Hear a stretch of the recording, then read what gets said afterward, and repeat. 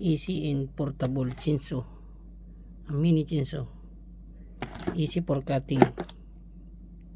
Is 21 volt battery. See, so you can start, press here, this is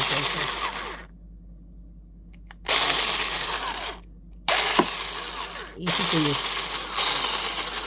Okay guys, comment down below.